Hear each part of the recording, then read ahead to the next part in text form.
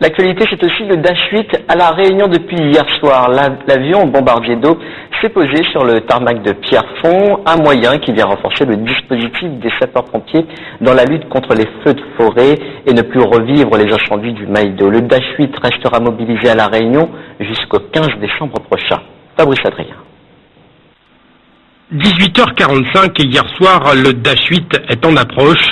Quelques minutes plus tard, l'avion bombardier d'eau se pose sur le tarmac de l'aéroport de Pierrefonds.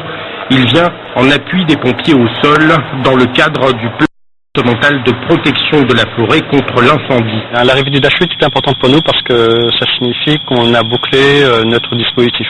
Il est, on va dire, maintenant complet. On a des moyens positionnés dans les massifs, sur le littoral aussi. Ce qui est une nouveauté parce qu'on s'est rendu compte qu'on a quand même pas mal de feux sur les parties périurbaines. Nous avons un dispositif d'intervention héliportée, une surveillance aérienne. Contrairement aux autres années, ce moyen aérien prend ses quartiers sur la piste du 2e RPIMA de parachutistes et d'infanterie de marine à Saint-Pierre, un tarmac qu'il partagera avec le RPIMA. On a l'habitude de travailler quand nous partons en opération avec des pays différents et avec des armes différentes. Et là, du coup, ça nous ouvre des horizons car nous travaillons avec un service différent. La sécurité civile, c'est en métropole assez peu fréquent. Le Dash permet l'extinction des feux dans des zones difficiles d'accès d'une capacité de 10 000 litres d'eau ou de produits retardants.